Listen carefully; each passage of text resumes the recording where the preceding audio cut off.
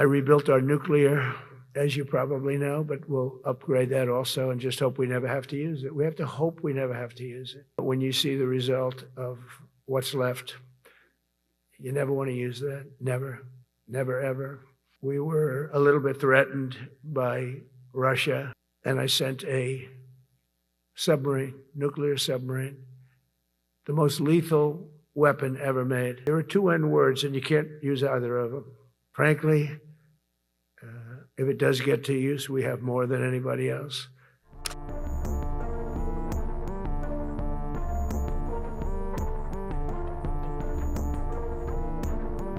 Together over the next few years, we're going to make our military stronger, tougher, faster, fiercer, and more powerful than it has ever been before.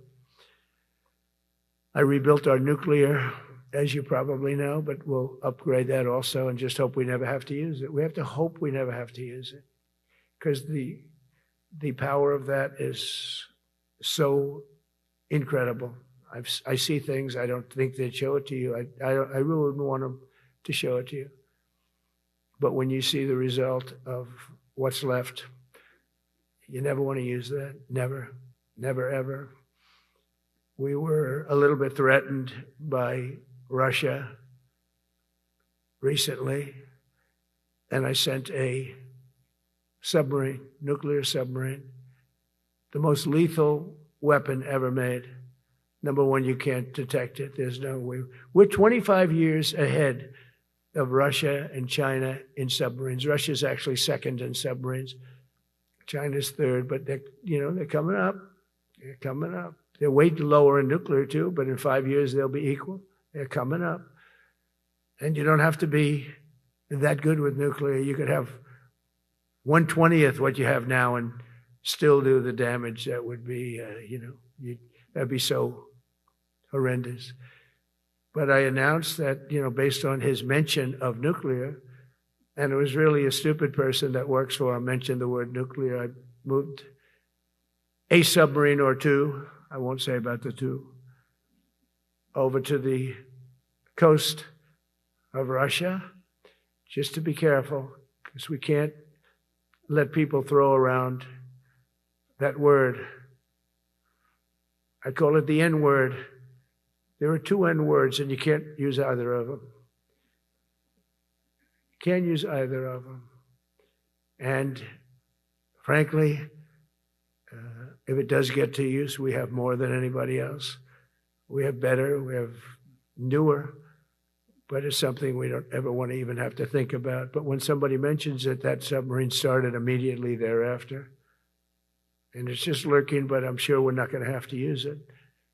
But it's an amazing, it's undetectable, totally. Ours is, theirs isn't. Theirs are totally detectable. We can detect them easily. We go right to the spot. But we have genius apparatus that doesn't allow detection. It doesn't allow detection at all by anybody above water or below water. It's incredible. We're way ahead of everybody in that and other things. As a result of the exciting renewal of the spirit of our armed forces, and that's what it is. It's really reaching that spirit, unprecedented heights. Over the past 8 months, new enlistments, I'm so proud of this, have surged to record highs, the highest we've ever had. And we used to have recruiting shortages. If you remember, about a year and a half ago, I was at the beginning stage of a campaign, and things came out that you couldn't get people to join the armed forces. And by the way, the police also. Fire department. I always put the fire department in because they're great. They're great. And I got 95% of their vote, too. That helps. When you get 95% of their vote, you always have to mention them. But they're great. And they're brave in our inner cities, which we're going to be talking about, because it's a big part of war now. It's a big part of war. But the firemen go up in ladders, and you have people shooting at them while they're up in ladders. I don't even know if anybody heard that. And I said, don't talk about it much, but I think you have to. Our firemen are incredible. They're up in one of these ladders that goes way up to the sky, rescuing people, and you have animals shooting at them, shooting bullets at firemen that are way up in death territory. You fall off that ladder, it's over. It's over. They don't even have to inspect you when you hit the ground. And you have people shooting bullets at them in some of these inner cities. We're not going to let that happen. So I always mention the firemen because that's actually a big problem we have. They are unbelievable. Like you, they're unbelievable people. For the first time on record in 2025, the Navy, Air Force, and Space Force all met or surpassed their recruiting goals 3 months early. That never happened before. And the Army did even better. Congratulations, Army. They met everything. And these were the highest standards because we're making it larger. So these were much higher standards than you had 4 years ago, 3 years ago, during the sleepy Joe Biden era. And the Army did it 4 months early. And you remember, a year and a half ago, they said the big stories that we're way behind with the Army, Air Force, the Navy, the Marines. We're way behind, Coast Guard. And even Space Force. I love Space Force because that was my creation. You know, when you create something, I love it. And the people we put in there were good. I got that right. We put in great people initially, and we've really dominated. We really dominate in that sphere now. We're way behind China and Russia, and now we dominate. Space Force turned out to be a very important thing. I said from the beginning, you know, when Biden came into office, he wanted to terminate it. He said, and this thing called Space Force, so we could get rid of that. And he got hammered by the people in this room for even suggesting it, because it's very important, one of the most important. And as time goes by, it'll get more and more important. But we're now at 106% of our recruiting targets for the year, and that's the best in far more than a generation. And for the Marines, morale is so strong that the Marine Corps will meet its 2026 retention targets before the end of October, which never happens.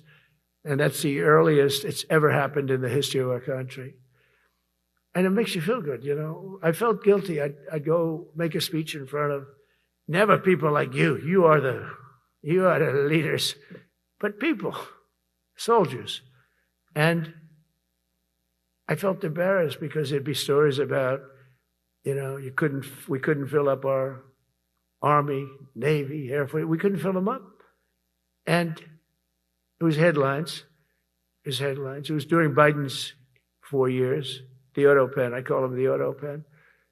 It's, how would you like to have your thing signed by an Autopen? You know, when I have a general and I have to sign for a general because we have beautiful paper, the gorgeous paper, I said, throw a little more gold on it. They deserve it.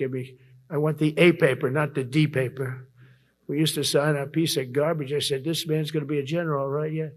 I don't want to use this. I want to use the big, beautiful, firm paper. I want to use the real gold writing when you talk about the position, and they're beautiful.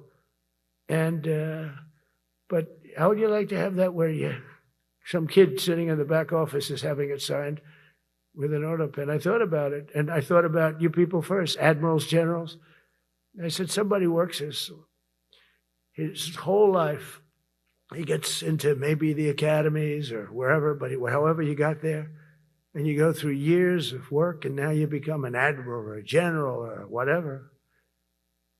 And when you do, the President of the United States signs your commission, as you know, and that commission is beautifully displayed. And I sign it. Actually, I love my signature. I really do. Everyone loves my signature. But I signed it very proudly, and I always think to myself, how can you have an Autopen sign this? It's just so disrespectful. To me, it's just totally disrespectful. And it turned out that almost everything he did was signed by Autopen, except for when he gave his son, Hunter, pardon. He signed that one. And that's actually the worst signature I've ever seen. That was the bad. The Autopen looks much better.